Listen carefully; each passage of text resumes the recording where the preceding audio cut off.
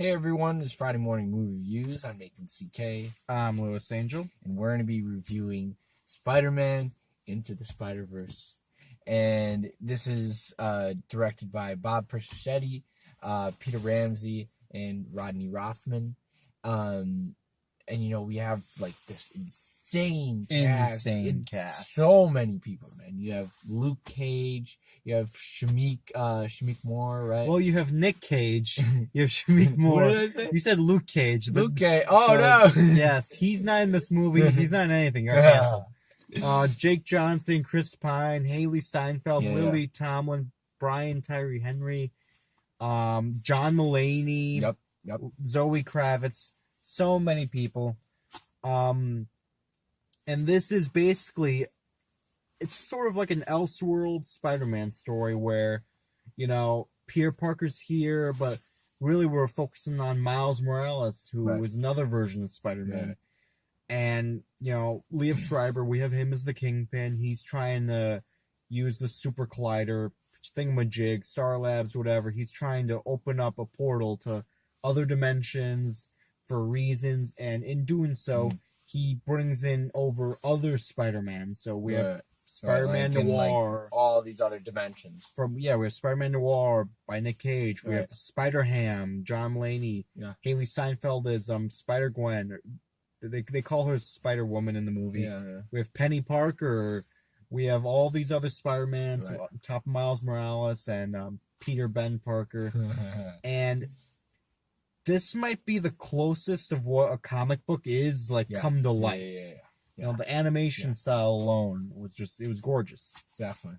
And I love what they did with the quality, even this little pixelation. It wasn't even pixelation though, it was these little dots. Yeah. That were all over that made it feel like a book, animated, right? Yeah.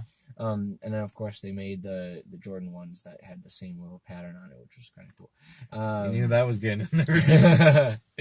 But I love what they did in the beginning. You don't have to do that same, we've seen that original story that we know how Spider-Man, Peter Parker, right? And how that all became life, and they kind of play that along as a little joke throughout the whole movie when you introduce a new Spider-Man. It's oh yeah, we've seen this, we've seen that this comic book, and then you speed up and then fast forward throughout the movie. I love that stuff, and this is definitely just incredibly enjoyable movie. I mean, you're gonna be laughing a lot. Action so much great. Fun. The action's amazing. I hate saying it because I've said a love letter to whatever. It's a love letter to Spider-Man comics. Yeah. And just how weird Spider-Man and Stan Lee, he's in, cameo. Nice little letter. Yeah. Actual letter. It shows how weird Spider-Man comics really get with other dimension stuff and people. I think people don't really know that. But man, I loved this movie. I loved it so much. Just everything worked for me. All the villains, and there's 4 or 5 villains in this movie, and they all, the roles that they're in, they all work because you're gonna be the physical villain, you're gonna be the big bad, but you're gonna be over here the side villains. Yeah, and they all work. They all work so great. The alternate Spider-Man are great. I wasn't as big on Penny Parker because I'm not that familiar with that with her, but we got Spider-Ham in a movie. We got Peter Parker. And I love that. He was hilarious. I love Nicolas Cage as Spider-Man Noir. That was fantastic. Jake Johnson did a fantastic job as midlife crisis Spider-Man, who just doesn't have it together.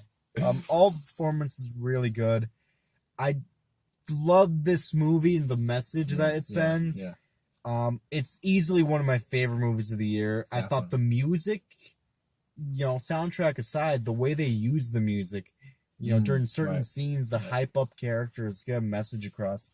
I thought it was fantastic. Yeah, it's definitely every beat that it took the correct beat and the correct step in the right direction.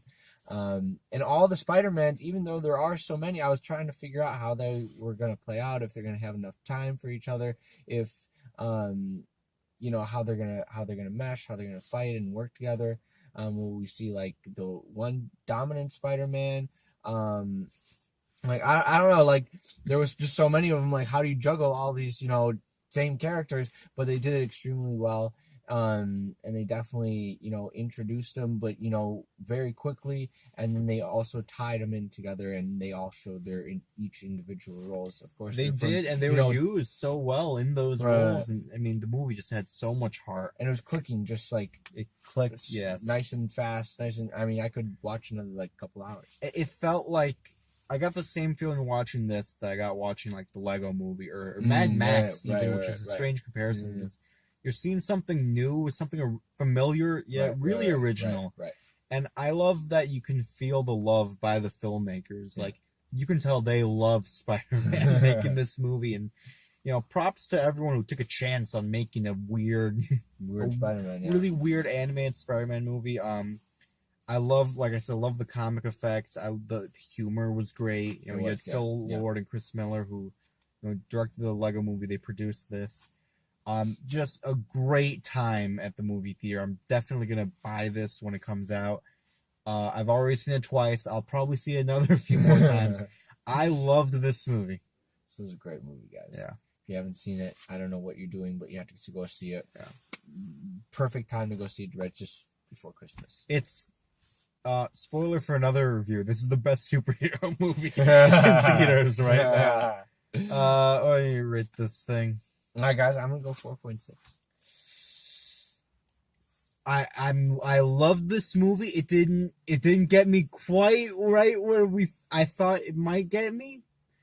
I still loved it a hell of a lot. I'm going 4.8 for Spider-Man to the Spider-Verse. Awesome. All right, guys. Hope you liked the video. Like, comment, subscribe.